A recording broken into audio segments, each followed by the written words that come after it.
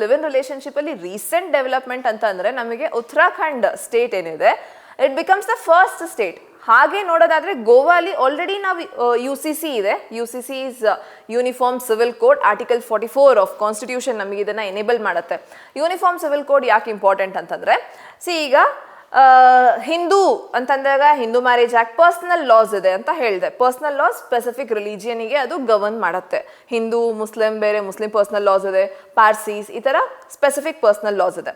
ಈ personal loss for example ಇವಾಗ ಸೊಸೈಟಿಯಲ್ಲಿ ಒಂದು ಮರ್ಡರ್ ಆಯಿತು, ಹುಡುಗ ಮಾಡಿರಲಿ ಹುಡುಗಿ ಮಾಡಿರಲಿ ಯಾವುದೇ ರಿಲಿಜನ್ ಅವ್ರು ಮಾಡಿರಲಿ ಒಂದೇ ರೀತಿ ಪನಿಷ್ಮೆಂಟ್ ಆಗುತ್ತೆ ಮರ್ಡರ್ಗೆ. ಸಿಮಿಲರ್ಲಿ ಒಂದು ಕಳ್ತನ ಆಯಿತು, ಹಿಂದೂ ಮನೆಯಲ್ಲಾಯಿತು ಅಲ್ಲ ಮುಸ್ಲಿಂ ಮನೆಯಲ್ಲಾಯಿತು ಇಲ್ಲ ಯಾರು ಮಾಡಿದ್ರು ಅನ್ನೋದ್ರ ಮೇಲೆ ನಾವು ಲಾ ಬಯಾಸ್ ಮಾಡೋದಿಲ್ಲ, ಎಲ್ಲರಿಗೂ ಒಂದೇ ರೀತಿ ಪನಿಷ್ಮೆಂಟ್ ಕೊಡುತ್ತೆ. These are criminal loss.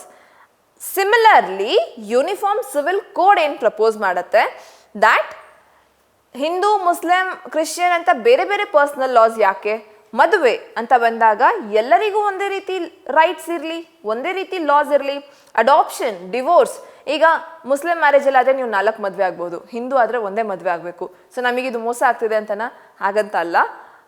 ಅವರಿಗೆ ಮತ್ತೆ ಈಗ ಹಿಂದೂ ಮ್ಯಾರೇಜ್ ಆ್ಯಕ್ಟಲ್ಲಿ ನಾವು ಮಾತನಾಡಬೇಕಾದಾಗ ಈಕ್ವಾಲಿಟಿ ನಮ್ಮ ಫಂಡಮೆಂಟಲ್ ರೈಟ್ಸ್ ವೈಲೇಷನ್ ಅಲ್ಲಿ ಕಾಣಿಸುತ್ತೆ. ದ್ಯಾಟ್ ನಮಗೆ ಯಾಕೆ ಈಕ್ವಲ್ ರೈಟ್ಸ್ ಇಲ್ಲ, ಇಂಡಿಯನ್ ಸಿಟಿಸನ್ನೇ ಯಾಕೆ ಈಕ್ವಲ್ ರೈಟ್ಸ್ ಇಲ್ಲ? That is because Muslim law personal law govern ಮಾಡ್ತಿರೋದು. ಇಲ್ಲಿ ನಾವು ಹೇಳ್ತಿರೋದು ದ್ಯಾಟ್ ಓಕೆ ಇದಕ್ಕೆ ನಾವೊಂದು ಸಮಾನತೆಯಾಗಿ ಸಮಾನ ನಾಗರಿಕ ಸಂಹಿತೆಯನ್ನು ತರೋಣ. So that is uniform civil code. ಈ ಯೂನಿಫಾರ್ಮ್ ಸಿವಿಲ್ ಕೋಡಲ್ಲಿ ಮ್ಯಾರೇಜ್, ಡಿವೋರ್ಸ್, ಅಡಾಪ್ಷನ್, ಮೇಂಟೆನೆನ್ಸ್ ಇದನ್ನೆಲ್ಲ ಒಂದೇ ರೀತಿ ಯಾವುದೇ ರಿಲಿಜಿಯನ್ನ ವ್ಯಕ್ತಿ ಆಗಿರಲಿ ಒಂದೇ ರೀತಿ ನಾವು ಅಡ್ರೆಸ್ ಮಾಡೋಣ. ಈಗ CRPC, IPC, ನಮ್ಮ BNS ಅಂತಂದಾಗ ಕಳ್ತನ, ಮರ್ಡರ್ನ ಹೇಗೆ ನಾವು ನೋಡ್ತೀವಿ ಅದೇ ರೀತಿ ಈ ಮದುವೆ, ಮೇಂಟೆನೆನ್ಸ್, ಡಿವೋರ್ಸ್ ಇದನ್ನು ಸಹ ಅಡ್ರೆಸ್ ಮಾಡೋಣ. So UCC ತರೋಣ.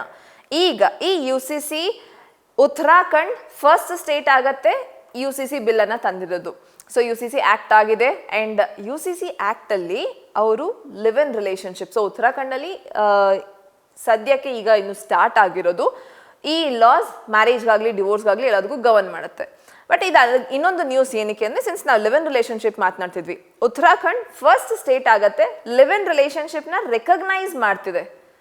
That live in relationship ಅನ್ನೋದೇನಿದೆ, ಯಾರೇ ಲಿವ್ ಇನ್ ರಿಲೇಷನ್ಶಿಪ್ ಅಲ್ಲಿ ಇದ್ದಾರೆ, ಸೊ ಮದುವೆ ಆದಾಗ ಹೇಗೆ ರಿಜಿಸ್ಟರ್ ಮಾಡಿಸ್ತೀರಿ ಅದೇ ರೀತಿ ನಿಮ್ಮ ಲಿವ್ ಇನ್ ರಿಲೇಷನ್ಶಿಪ್ನು ಬಂದು ರಿಜಿಸ್ಟರ್ ಮಾಡಿಸಿ ಅಂತ.